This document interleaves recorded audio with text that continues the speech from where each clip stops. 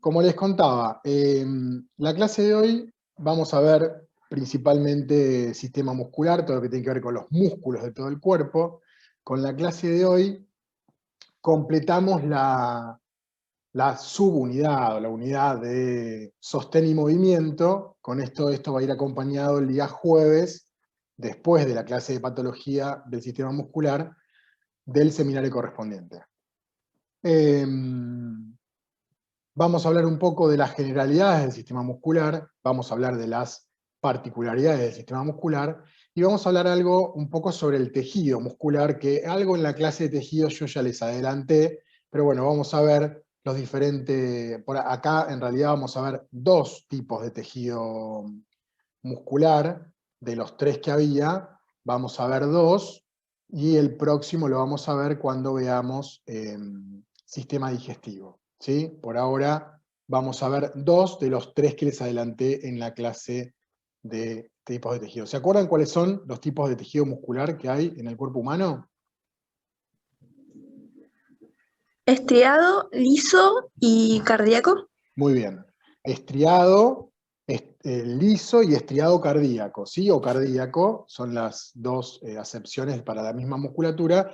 Vamos a ver ahora un poco más en detalle por qué, yo ya se los conté, pero de todas maneras les voy a mostrar un poco cómo funciona cada uno de ellos. Estoy haciendo este preámbulo porque mientras tanto admito gente que va apareciendo, entonces si no quiero arrancar, porque si arranco, vuelvo para atrás y terminamos perdiendo más tiempo en realidad de lo que perderíamos si esperamos un poquito. Pero bueno, entiendo que ya más no van a venir.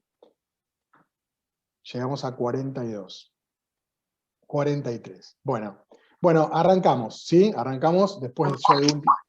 Perdón, ¿alguien preguntó algo? No. Bueno.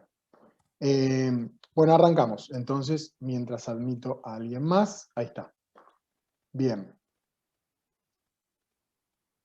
Bueno, entonces vamos a hablar hoy de sistema muscular.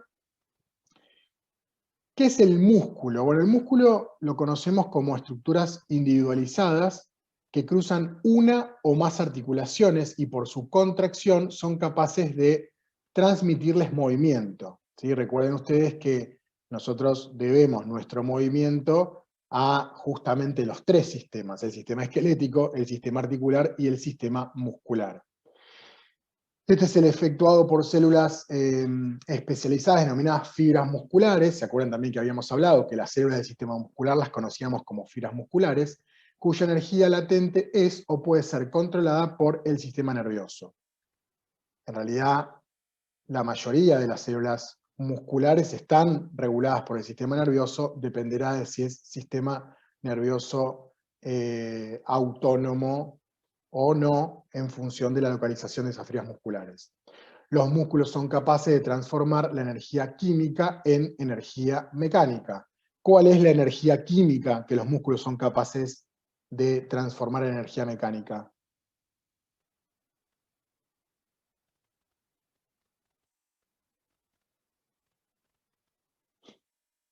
Ya el primer parcial pasó y quedó en el aire, ¿no?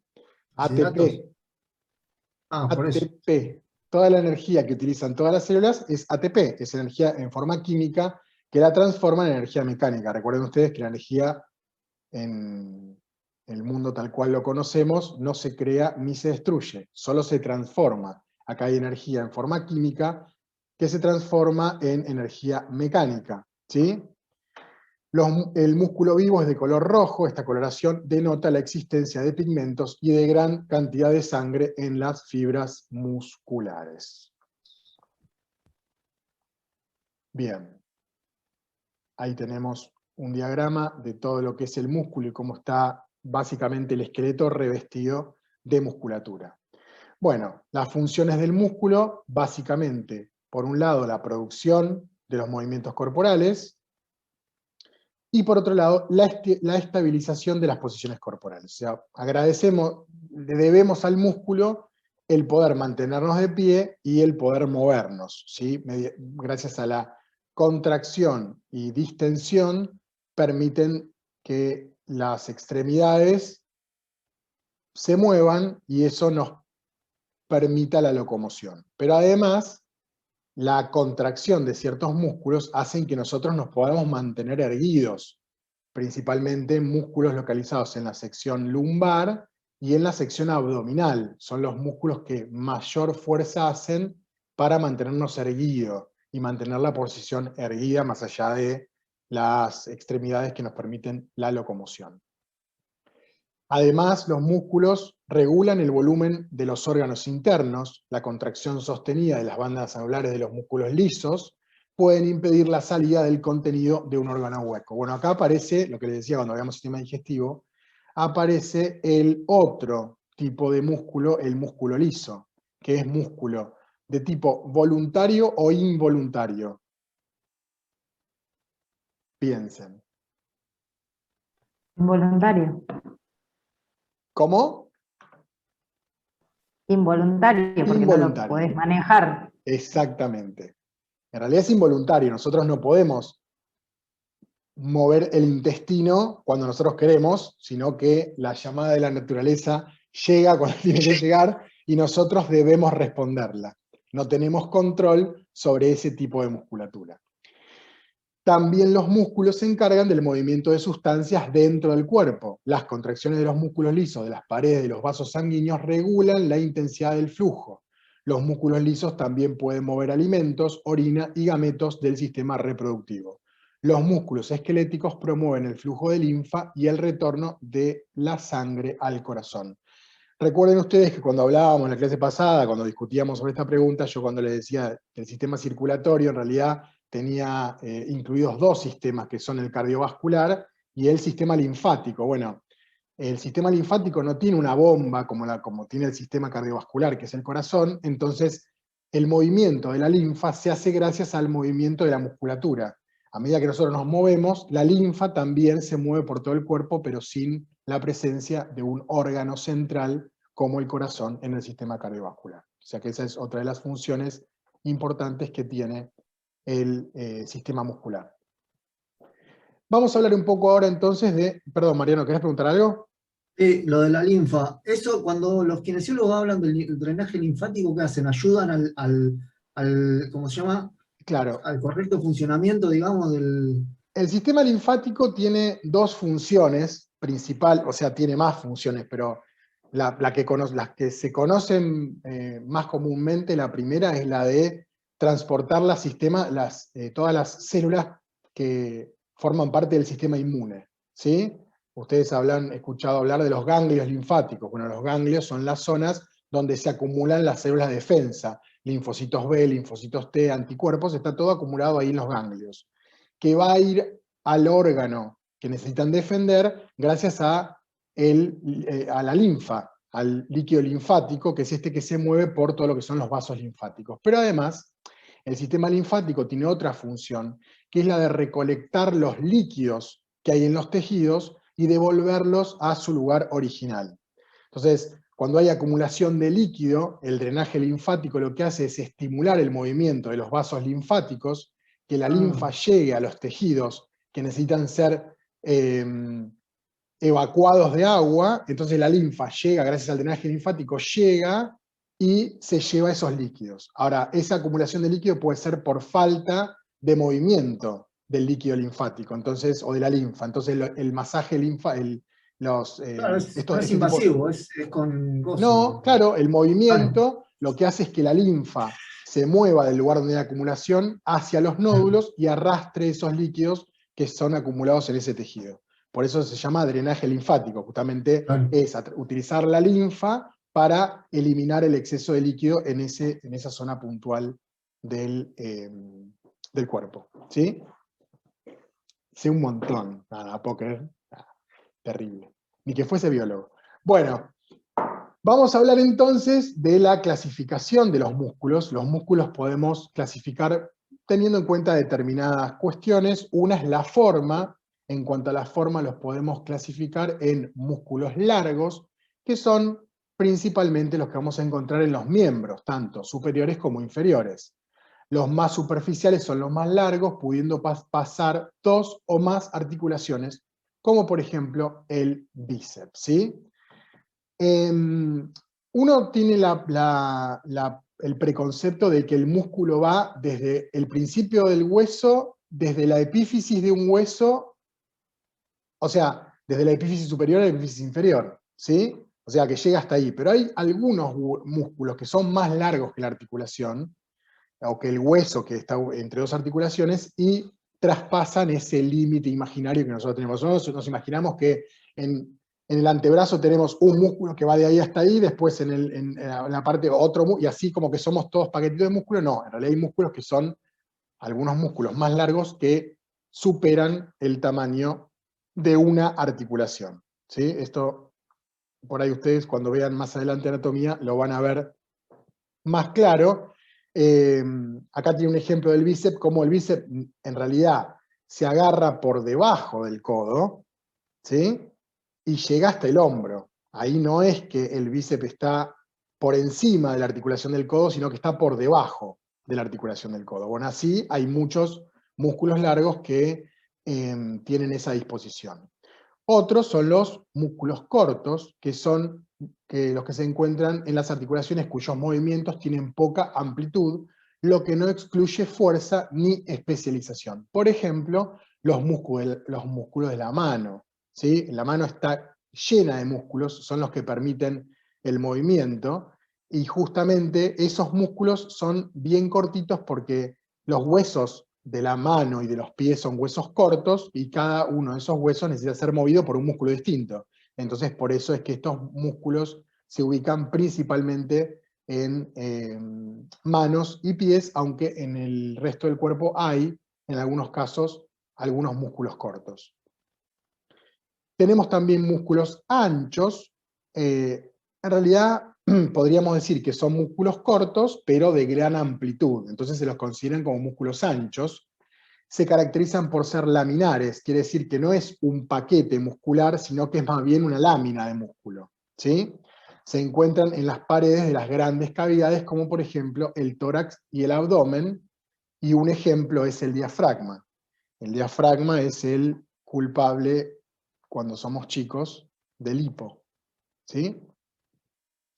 Pero bueno, hay también algunos otros músculos anchos. Y también podemos caracterizar a los músculos con respecto a la función que van a llevar adelante en todo el sistema muscular. Tenemos por un lado los músculos agonistas, que son los músculos principales que activan un movimiento específico del cuerpo. Se contraen activamente para producir un movimiento deseado. Por ejemplo, en el acto de tomar un vaso y llevarlo a la boca, el músculo del brazo que se considera agonista es el bíceps, ¿sí? O sea, se consideran músculos agonistas aquellos encargados del movimiento principal. Podemos discutir lo que es movimiento principal, porque el movimiento principal sería levantar un vaso y no dejarlo. Bueno, se entiende como movimiento principal aquel que nosotros mandamos a hacer primero, digamos. Para dejar el vaso primero tenemos que levantar. Si quieren verlo de esa manera, como para poder graficarlo, ¿sí? Ahí tienen un gráfico que les está mostrando el bíceps y el tríceps, los dos músculos, pero estamos hablando ahora del bíceps. El bíceps, este es el músculo principal que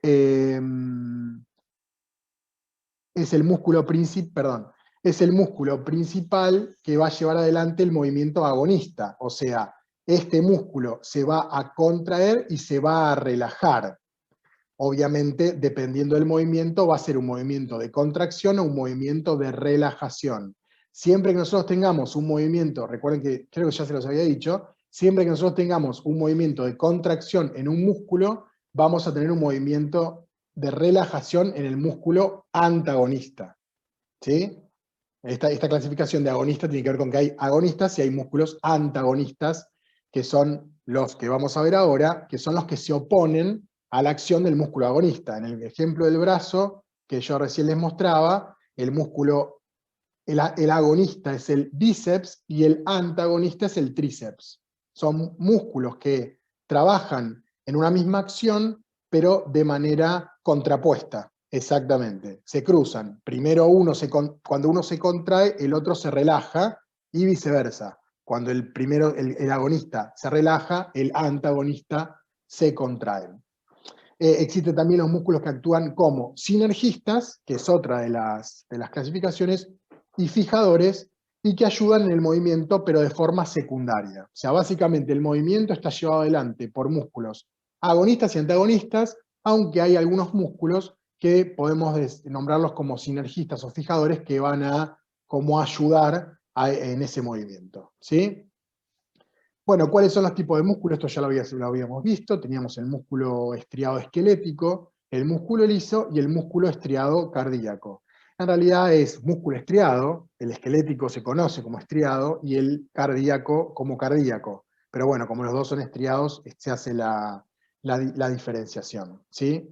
Los músculos estriados esqueléticos se contraen por influencia de nuestra voluntad, o sea, son voluntarios.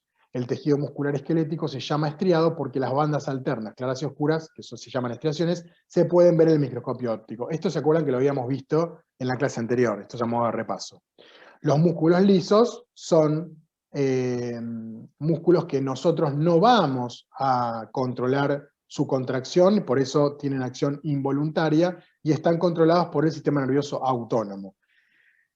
Músculo liso podemos encontrar en la cavidad de los órganos, en algunos órganos, principalmente del tubo digestivo, y en vías aéreas y vasos sanguíneos. Todo eso es musculatura de tipo lisa con contracción involuntaria. Ustedes saben que los vasos sanguíneos, vasos y arterias, tienen contracción, ¿sí? Se mueven, ayudan, acompañan el movimiento del corazón. Sobre todo arterias, ¿sí? Ustedes... para los de laboratorio, cuando ustedes tienen que hacer una extracción arterial, justamente lo que buscan es el pulso de la arteria. O sea, las arterias laten junto con el corazón.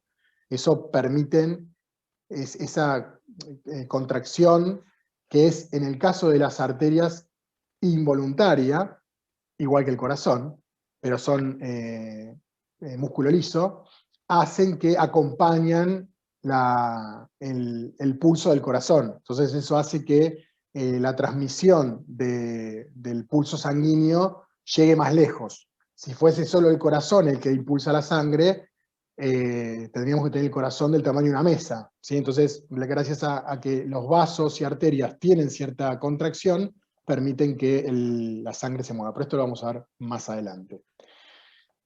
Bueno, y el otro tipo es el músculo estriado cardíaco, que representa todo lo que es el corazón. Es un músculo estriado, pero involuntario. Tiene autorritmicidad. ¿Se acuerdan que habíamos dicho que la diferencia entre el cardíaco y el esquelético es que son muy parecidos, muy parecidos, pero que el cardíaco es involuntario, mientras que el esquelético es voluntario, ¿sí?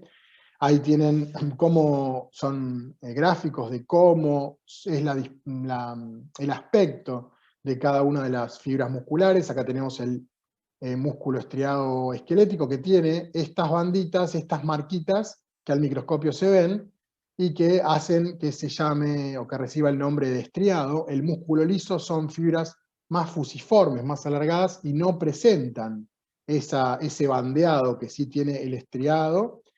Y el músculo cardíaco tiene ese bandeado también, al igual que el estriado, pero es un poco más leve, y sí presentan unas uniones que se llaman discos intercalares, que son bien características de ese músculo particular. Y ahí tienen, bueno, el ejemplo de localización de cada uno de los músculos. Bueno, y vamos a hablar un poco del músculo cardíaco, ¿sí? Específicamente. Vamos a hablar después del corazón como órgano cuando hablemos de el aparato cardiovascular, pero en este caso quiero hacer mención con respecto al tejido y diferenciarlo un poco del tejido muscular esquelético, que es en realidad el que nos llama la atención en esta clase. Bueno, el corazón es considerado como el órgano que dirige todas las actividades que se realizan en el sistema cardiovascular. El músculo cardíaco o miocardio está formado por cardiomiocitos, ¿sí? Recuerden ustedes que nosotros habíamos hablado que los músculos del músculo esquelético reciben el nombre de fibras musculares o miocitos, son son sinónimos, podemos dirigir, cuando hablamos de fibras musculares, podemos hablar como fibra muscular o como miocitos, pero en el caso del corazón, para distinguirnos, hablamos de cardiomiocitos, ¿sí?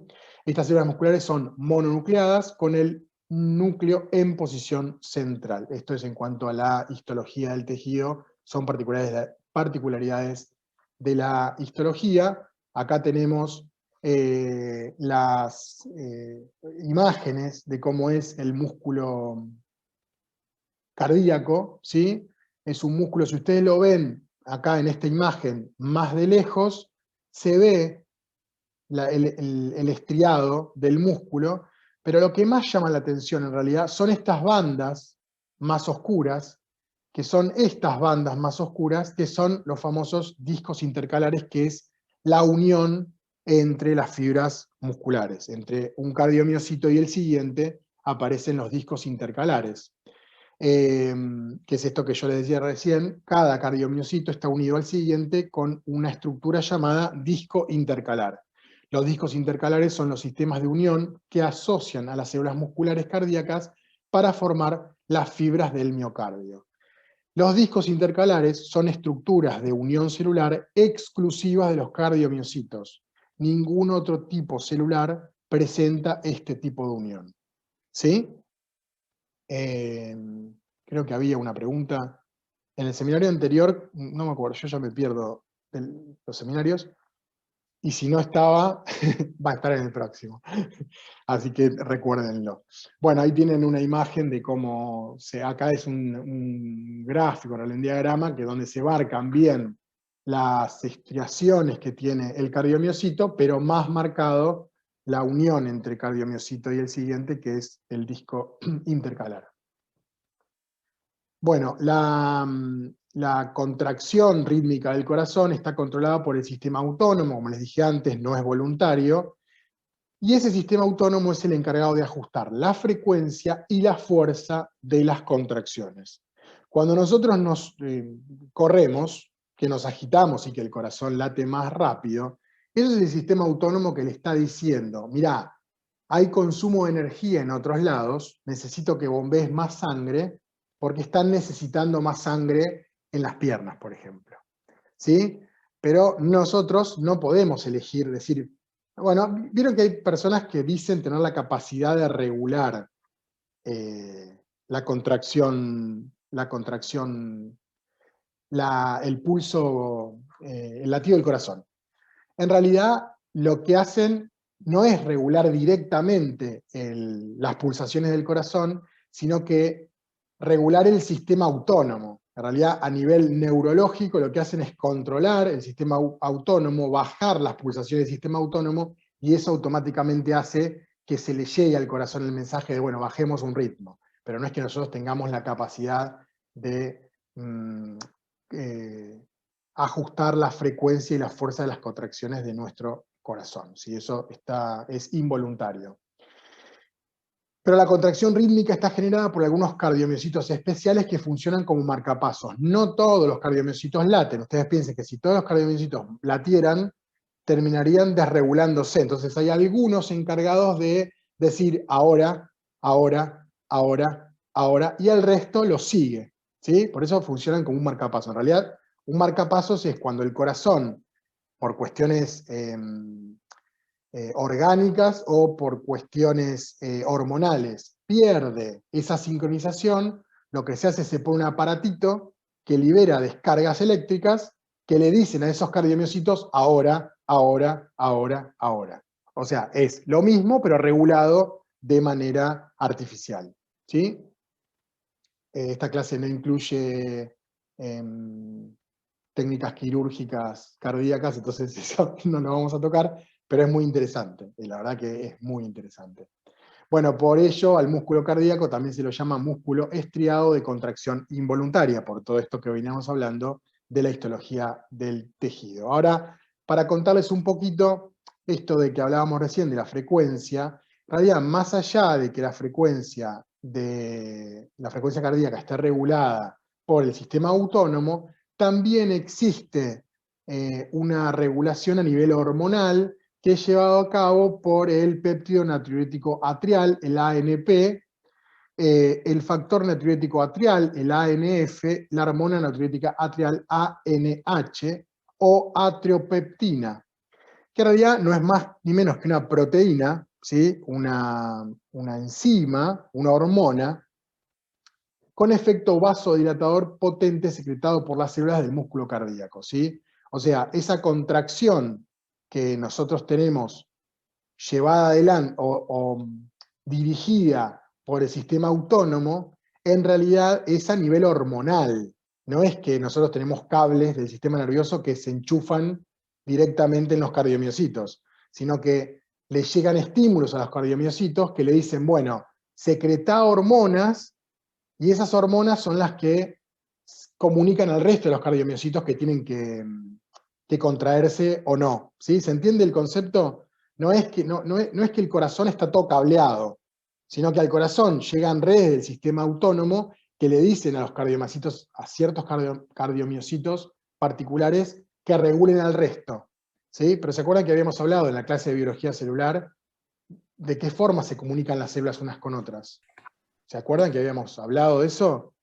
Los mensajeros que tiene la célula, que son proteínas, básicamente. Si una célula se quiere comunicar con otra, utiliza proteína. Bueno, estas proteínas son las que liberan ciertos cardiomiocitos para comunicarse con el resto y de esa manera controlar la frecuencia cardíaca de forma integral. ¿Sí? No es que cada cardiomiocito tiene un cable conectado directo al sistema nervioso central. Eso es lo que quiero que quede claro cuando hablamos de frecuencia cardíaca, ¿sí? Lo vamos a volver a ver igual cuando veamos sistema cardiovascular, pero de todas maneras está bueno que ustedes vayan como incorporando conceptos.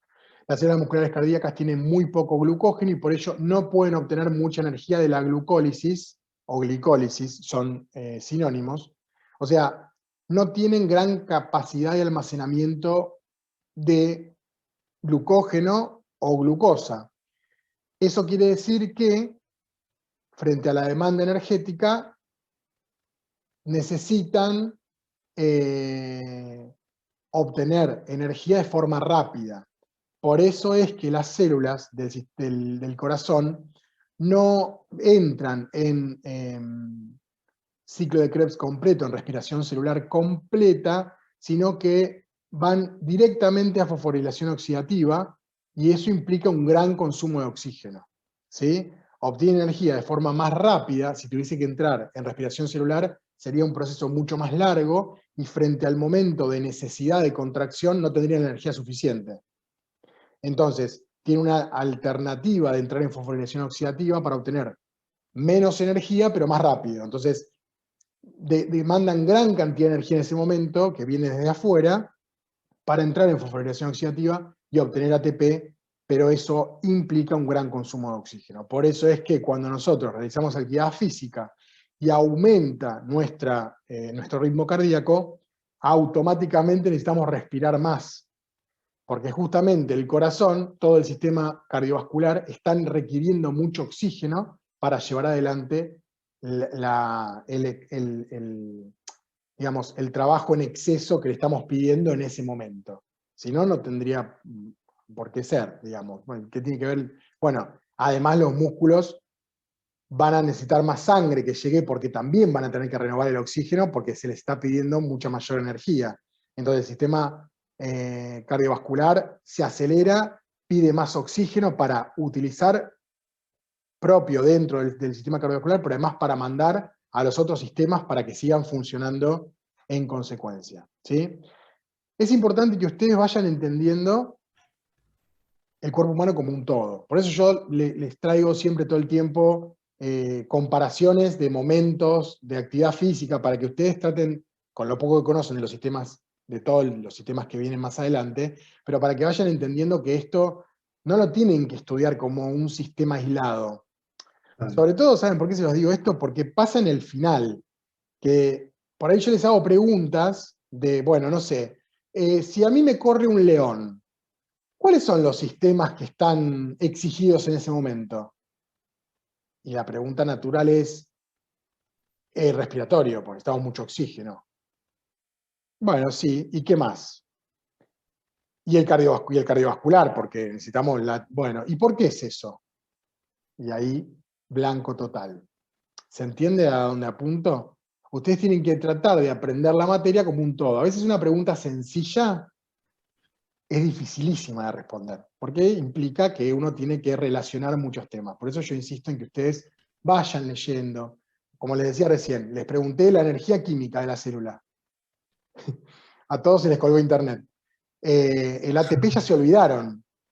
No se tienen que olvidar de esas cosas, porque lo vamos a seguir viendo todo el tiempo. Cuando yo les hablo de comunicación entre células, las proteínas, también. Cuando hablamos de la síntesis de proteínas en el retículo endoplasmático rugoso, en los ribosomas libres en el citoplasma, hablamos de eso también. Entonces todo el tiempo estamos hablando de cosas que vamos a necesitar y vamos a traer todo el tiempo. Entonces por eso les insisto, estudien la materia como un todo, no estudien los temas separados, porque después vienen los problemillas.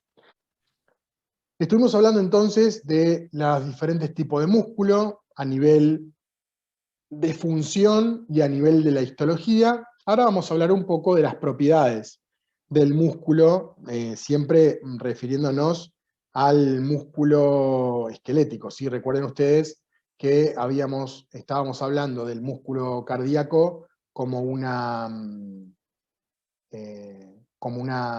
digamos, una pequeño paréntesis para que ustedes entiendan esto de músculo esquelético, músculo cardíaco. Bueno, hablar un poco del corazón, pero no es metida en la materia de la clase de hoy, eso lo vamos a ver cuando veamos sistema cardiovascular.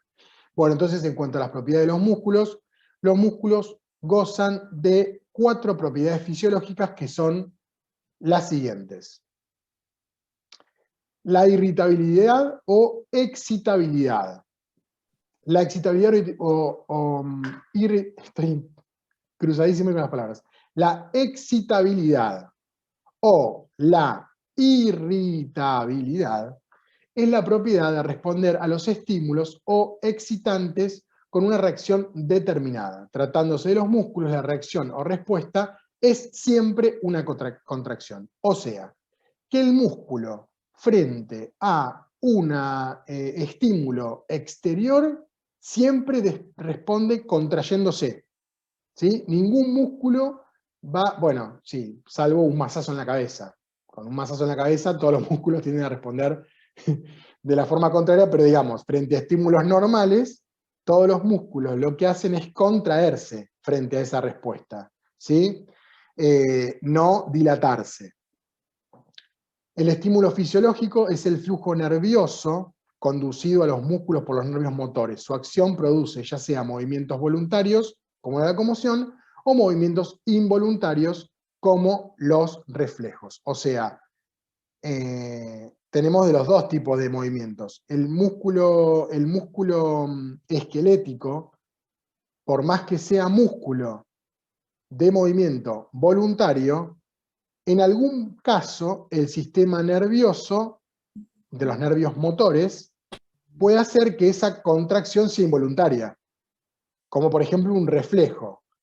¿Sí? ¿Se entiende este concepto de algo voluntario e involuntario? No tiene que ver con que sea voluntario o involuntario, sino que es con que, bueno, esto no nos vamos a meter con esto porque es sistema nervioso. Por ejemplo esto, ¿sí? Nosotros, si acercamos ese ejemplo que tenemos ahí, tenemos la mano y tenemos una vela. Si nosotros acercamos el dedo despacito, ya sabemos que nos vamos a quemar. El movimiento voluntario es acercar la mano hacia la vela. Ahora bien, cuando nosotros nos acercamos demasiado a la vela y aumenta el calor, aparece una respuesta involuntaria, que es la de sacar rápido la mano. Creo que es un ejemplo que a todo el mundo lo entiende, ¿sí? Por más que nosotros no querramos sacar la mano, no vamos a poder no sacarla, porque ahí está el sistema nervioso motor, le está diciendo al sistema nervioso central, al cerebro, saca la mano porque se prende fuego. Nosotros frente a ese estímulo nervioso no tenemos forma de responder, ¿sí?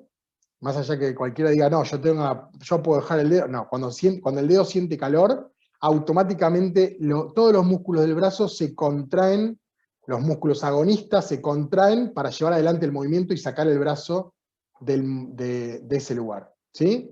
Eso es un ejemplo bastante claro. Otro es el que a mí mi clínico me lo hace, el de chequear el sistema nervioso motor mediante los reflejos, ¿sí? Que es el martillito. Básicamente el sistema de salud que tenemos es una cagada, pero bueno, nada, igual me estoy aprendiendo definiciones y eso todavía. No entendí la primera parte, no te escuché. ¿Por qué? No entendí, ¿eh? ¿Era para nosotros ese comentario? No. Ah. Estoy resumiendo el parcial que tenemos, la clase que viene, estaba hablando sola. Ah, muy bien. Bueno. Perdón, no bueno. había visto que tenía el audio activo. Muy bien, bueno.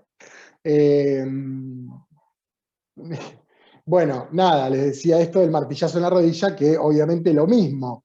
Nosotros, por más que digamos, quiero dejar con el martillazo, dejo quieta la rodilla, no se puede, porque ahí tenemos un punto donde hay muchos receptores del sistema motor y hacen que directamente el cerebro le diga, mueve la pierna. Entonces son respuestas frente a un estímulo. ¿Sí? Eso sería un estímulo fisiológico. Después tenemos lo que son los estímulos mecánicos, que por ejemplo es un pinchazo, un golpe o una picadura. ¿Sí? Nosotros frente a una picadura siempre es el movimiento de la extremidad que está siendo picada, el pinchazo también, aunque ese es más controlable, hay gente que no puede controlarlo tanto. Estímulos físicos, por ejemplo cambio brusco de temperatura, calor y especialmente la electricidad.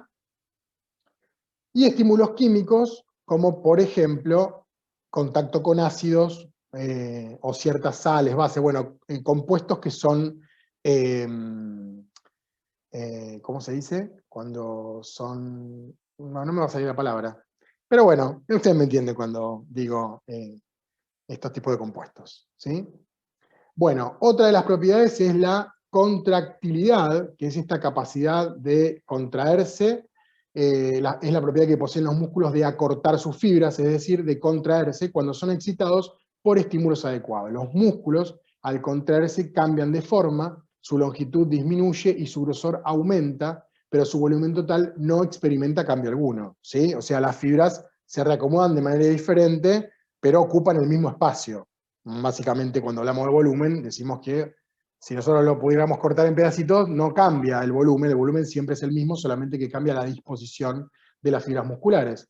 Acá tenemos un ejemplo de la contracción muscular. Cuando el músculo se contrae, se acorta, pero aumenta, se eleva, ¿sí? Entonces, este volumen es el mismo volumen que está acá. En el momento de la relajación, el músculo se estira, pero también a la vez baja la altura. Entonces, de esa manera, siempre se mantiene el mismo volumen muscular.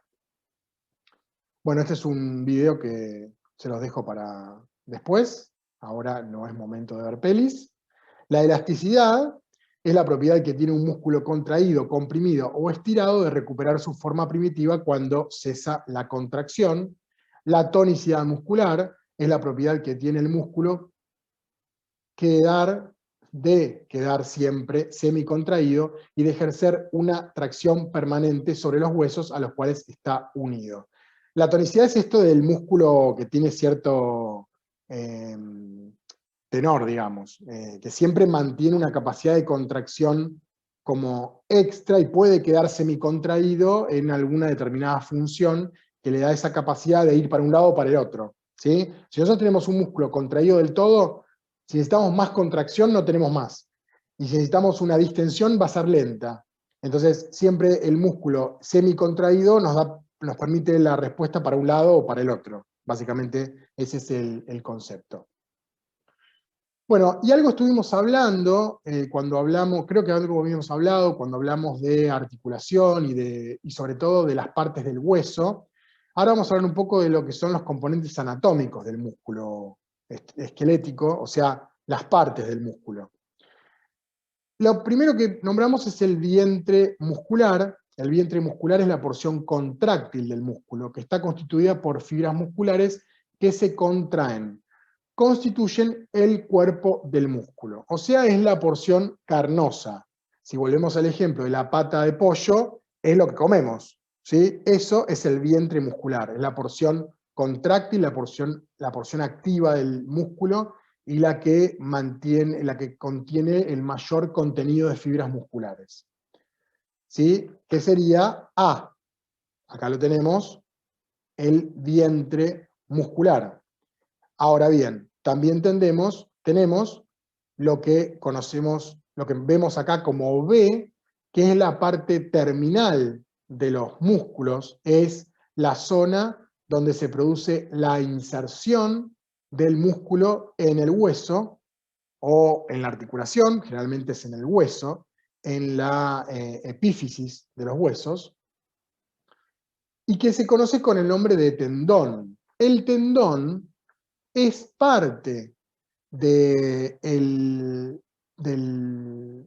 músculo, pero en realidad es músculo convertido en tejido conjuntivo o tejido conectivo, rico en fibras colágenas y que sirve para fijación del vientre, o sea, permiten que el vientre muscular se mantenga en la posición de la articulación en cuestión, ¿sí? Poseen aspecto morfológico de cintas o cilindros, mientras que el vientre es más bien algo más denso y más grueso, los tendones son más alargados, tipo cintas o tipo cilindros. Y recuerden que en realidad no son fibras musculares, sino que es tejido conjuntivo rico en fibras colágenas. Esto lo que permite es una gran resistencia. Por eso los tendones son o sea, primero tienen que tener esa función porque están manteniendo el músculo que se mueve en una posición. Y segundo, justamente están en zonas donde hay mucha tensión, entonces necesita que sea resistente. Más allá de que sea flexible, tiene que ser resistente, y por eso es tejido conjuntivo con gran cantidad de fibras colágenas. Eso hace que tenga elasticidad, pero además resistencia, el tendón. ¿Sí? ¿Alguna duda con respecto al vientre o al tendón? Esto, cuando nosotros hablamos de tendinitis, por ejemplo, estamos hablando de una inflamación a nivel del tendón, o sea, dentro conocemos como músculo en la parte del tendón. En la parte del vientre no sufre ni distensión ni tendinitis, sufre desgarros. ¿Sí? Es fibra que, si bien tiene la capacidad de contraerse y distenderse, puede romperse. El tendón se inflama, pero es difícil que se rompa, salvo casos extremos de alto rendimiento, cuando se rompen los ligamentos y tendones por una lesión, pero generalmente el tendón no se rompe. Bueno, y ahora vamos a hablar un poco de los tipos de contracciones que tienen los músculos esqueléticos. Entonces, íbamos a hablar de los tipos de contracción, vinimos hablando, les decía, de la clasificación de los músculos según su función, según la forma, según dónde está ubicado, qué tipo de músculo era, en cuanto a la histología del músculo. Y después, en función del movimiento, los músculos van a presentar diferentes tipos de contracción en función de del lugar del cuerpo donde estén ubicados, de la articulación en la cual estén insertos, o del tipo de requerimiento que tenga ese músculo por estar ubicado en ese lugar. Entonces, dentro de las contracciones tenemos contracción concéntrica, contracción excéntrica y contracción isométrica. La contracción concéntrica es aquella en la cual el músculo se acorta y traza otra estructura, y en realidad cruza otra estructura. Traza, es medio como difícil de entender, cruza otra estructura como un tendón, reduciendo el ángulo de una articulación. O sea, la contracción concéntrica básicamente es la de llevar el músculo hacia el centro, ¿sí? Un ejemplo es traer un libro que estaba sobre la mesa al encuentro de la cabeza. O sea, cuando nosotros agarramos desde la mesa un libro y lo traemos a la cabeza, esa contracción que hace el músculo es una contracción concéntrica. Básicamente hace el músculo, se lo muestro de costado, hace de estar así, hace esto. ¿Sí? Está estirado, se hace una bolita en el medio. Esa sería la contracción del bíceps, ¿sí? Una contracción concéntrica. ¿Me siguen? ¿O están...? No, sí, en Narnia. Sí. No, me siguen. No es tan difícil. Bueno, la contracción excéntrica es cuando aumenta la longitud total del músculo durante la contracción. O sea, igual que la anterior, pero cuando colocamos el libro sobre la mesa. ¿Sí? ¿Se entiende? O sea, es también una... No estamos hablando de la distensión. Estamos hablando de una contracción, ¿sí? Excéntrica, que es cuando el músculo aumenta la longitud, no es cuando se acorta la longitud. Ese es el tipo de contracción excéntrica. Y la contracción isométrica sirve para estabilizar las articulaciones mientras otras se mueven, genera tensión muscular sin realizar movimiento. Es responsable de la postura y sustentación de objetos en posición fija. Por ejemplo, los abdominales. El abdominal no hace ni así ni así. Hace esto. No sé si se ve muy bien, pero... o sea, se mantiene en el lugar, pero se contrae.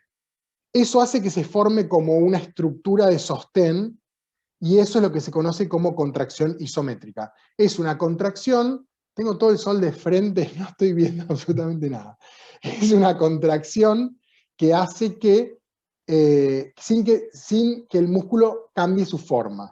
Es una contracción en el lugar, eso es una contracción isométrica. Ahí tienen el ejemplo en la tabla, ¿sí? Que es cuando está el cuerpo sin moverse, ahí no hay ninguna articulación que se mueva, pero básicamente los abdominales y los dorsales y los lumbares están como apretados para que el cuerpo se mantenga en esa posición.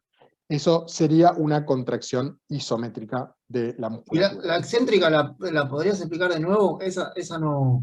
La excéntrica, el ejemplo que está ahí no está muy claro. La excéntrica es una contracción, pero lo que hace es aumentar la longitud del músculo. ¿Sí? Ahí es cuando recolocamos ¿Cuál sería el ejemplo? el libro sobre la mesa, y podría ser, en realidad, el tríceps es un músculo que no se acorta de tamaño. Cuando nosotros dejamos ese movimiento pasa que es más difícil de verlo, pero nosotros tenemos el brazo así y dejamos, el bíceps se está extendiendo, se distiende. Ah, sí, ahí está, sí. Pero el tríceps no, el tríceps se contrae para llevar el brazo, abrir el brazo. Esa sería una contracción excéntrica. Básicamente lo de concéntrico y excéntrico tiene que ver con acercar un miembro al centro del cuerpo o sacarlo del centro del cuerpo. Una cosa así. Pero eso sería entonces la contracción del músculo antagónico, no del bíceps. No, pero ¿Qué? no tiene que ver, en este momento lo que estamos hablando es con tipos de contracción, obviamente que siempre van a ser, en el mismo movimiento vas a tener un músculo que se está contrayendo y otro que se está distendiendo.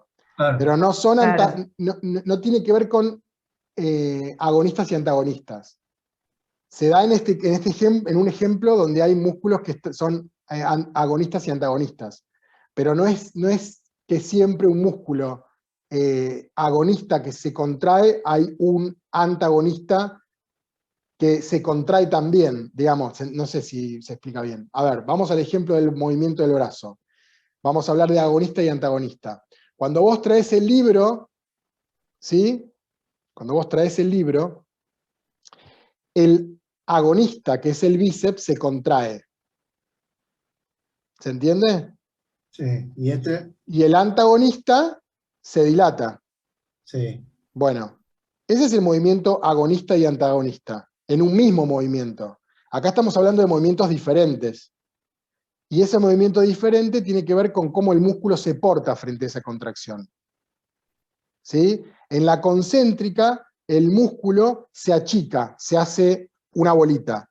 En la excéntrica, el músculo no cambia de tamaño, siempre se mantiene de la misma forma. Que sería este acá. Que sería este el tríceps. Pero lo que pasa es que justo el movimiento del bíceps y tríceps son músculos agonistas y antagonistas y por ahí confunden. Ah, Ah. ¿sí? Por eso se lo explicaba a Dayana, que creo que me preguntó. ¿Fuiste vos, Dayana? Me preguntó. Yo no estoy viendo nada porque tengo el sol ahí. ¿Sí? ¿Se entendió? ¿O más o menos? Sí, profe. Sí, sí, sí. Sí, Y no yo lo a mí vuelvo a me había explicar, quedado. ¿eh? Ay, ¿qué dice? No tiene que ver con agonista y antagonista, tiene que ver con el tipo de contracción. Ahí se de vuelta. Tiene que ver con el tipo de contracción, no con el tipo de ¿Qué otro ejemplo movimiento. podríamos aplicar al concepto? Y podría ser el ejemplo de, siempre este tipo de movimientos se dan en las extremidades, extremidades superiores e inferiores, porque todo lo que Claro. son los músculos del torso tienen movimiento isométrico, tienen contracción isométrica, no Claro. tienen cambio de movimiento, sino que solamente el mismo músculo se contrae para mantener la forma. O sea que podría ser el movimiento con los músculos de la pierna de extender la pierna o achicarla. Siempre es llevar la pierna al centro, al eje central, o extender la pierna del eje central. Es lo mismo. Son movimientos de estiramiento de una extremidad o de acercar la extremidad al cuerpo. ¿Sí? Pero básicamente, más allá de tratar de asociarlo con un movimiento, asócienlo con lo que pasa en el músculo. No sé si me explico. ¿Sí? Sí, En sí, la sí. contracción concéntrica el músculo acorta su tamaño, se achica y se hace una bolita, y en la contracción excéntrica el músculo se alarga. ¿Sí? Es un músculo que se contrae pero estirándose. El otro es un músculo que se contrae pero haciéndose una bolita. ¿Sí? Tiene que ver con la contracción, no tanto con el movimiento que hace la articulación. ¿Sí? Lo mismo esto, la isométrica tiene que ver con la contracción, movimiento no hay acá. Por eso no está relacionado con el movimiento específicamente. Está relacionado con el tipo de contracción de la fibra muscular en ese caso. ¿Sí? Bien. Lo que sí que tiene que quedar claro es que no es que el músculo, cuando se contrae, hace contracción concéntrica y cuando se distiende hace contracción excéntrica. No es lo mismo, ¿eh? Uno es contracción y el otro es distensión. Estamos hablando de todas contracciones del músculo. Digo por esto que Dayana preguntaba de estirar el brazo. Son cosas distintas. No lo asocien esto al movimiento, asocienlo a la contracción de la fibra muscular. ¿Se entendió? Si no, buscamos... Sí, profe, se entendió. ¿Sí? Sí, sí, sí. Bueno. Y esto es un poco más para radiología que para laboratorio, así que lo vamos a ver muy por arriba, después se lo dejo a ustedes. Son todos los planos, los ejes y los tipos de movimiento que principalmente radiología va a utilizar para sacar una placa. Básicamente el médico le va a poner la orden planos o ejes en los cuales tiene que aparecer la foto y ustedes tienen que sacar la foto en función de esa solicitud médica. ¿Sí? Bueno, el plano medio, Profe. sí. Después sería lo que nosotros estaríamos viendo como planimetría esto, ¿no? Claro, En exactamente. radiología. Exactamente. Exactamente. Por eso esto se los voy a dejar para que lo vean después, porque tal vez al laboratorio tanto no es medio como raro. Nosotros sí lo usamos, esto en biología, cuando vemos diferentes extendidos, preparados de tejido, y tenemos que saber si el corte está hecho en longitudinal, transversal, medio, sagital, todo eso se usa en un montón de aspectos. Esto está más apuntado a la parte de posturas del cuerpo. ¿Sí? Ahí tienen el plano medio, el plano sagital. Bueno, si todo esto lo ven, no me voy a detener. ¿Lo ven? ¿Lo están viendo este año? Todavía no, pero seguramente sí. Bueno, Yo lo vi por mis propios medios, pero bueno, si por ahí lo ven este año, esto simplemente es para que ustedes tengan una leve noción de cuáles son cada uno de los planos, ¿sí? Planos frontales, los planos transversales, esto de longitudinal y transversal, o sea, longitudinal es así, transversal es así, ¿sí? Bueno, esto después mírenlo ustedes para que ahí tienen los ejes de rotación, como son las rotaciones del cuerpo en los diferentes ejes. Esos son los tipos de movimientos, ¿sí? Que hablábamos al principio cuando dábamos los ejemplos. La flexión es la curvatura o disminución del ángulo entre huesos o partes del cuerpo. Esto tiene que ver con los movimientos en general. Acá estamos acoplando lo que es sistema muscular con sistema esquelético y articular, ¿sí? Un movimiento de flexión es la disminución del ángulo entre los huesos o la parte del cuerpo, ¿sí? Por ejemplo, eso de extender el brazo hacia arriba o bajarlo, ¿sí? La flexión es la disminución del ángulo y la extensión es el aumento del ángulo. ¿Sí? ¿Se entiende? Bien. Pero todo esto ya les digo, esto si ustedes lo van a ver, hiperextensión es ir más allá del movimiento natural de la articulación. Aducción es el movimiento hacia el plano mediano, o el plano medial o plano medio, ¿sí? O sea, si este es el plano medio, son todos los movimientos de las articulaciones que vayan hacia ese plano. Y la abducción, que no es lo que te lleven los extraterrestres, es alejarse del plano medio, ¿sí? La rotación medial es rotar en el eje del medio, y la lateral es el... me fui para otro lado. Acá estábamos. Bueno, la rotación medial trae la cara anterior de un miembro más cerca del plano medial, y la rotación lateral lleva la cara anterior hacia el plano medial, ¿sí? Son medios chinos las palabras, pero si ustedes ven el dibujito, ahí las tienen todas y después se van a parar frente al espejo y seguramente las van a hacer todas, esas posiciones. La pronación, movimiento del antebrazo y la mano, que gira el radio medialmente alrededor de su longitud, de modo que la palma de la mano, yo no estoy viendo absolutamente nada en la pantalla, entonces pronación es el movimiento del antebrazo y mano que gira el radio medialmente alrededor de su eje longitudinal, de modo que la palma de la mano mira posteriormente, o sea, mira así, pronación y supinación, ¿sí? No sé si me están viendo ahí, pero es esto. Pronación y supinación es hacer este movimiento. Bueno, cada movimiento tiene su nombre, que es bastante chino. La flexión dorsal y flexión plantar tiene que ver con los movimientos del pie. Ahí tienen las imágenes también. Abducción y aducción horizontales, lo mismo, es acercar el eje o alejar del eje medial. Y bueno, y básicamente son esas las posiciones que aquellos que estudian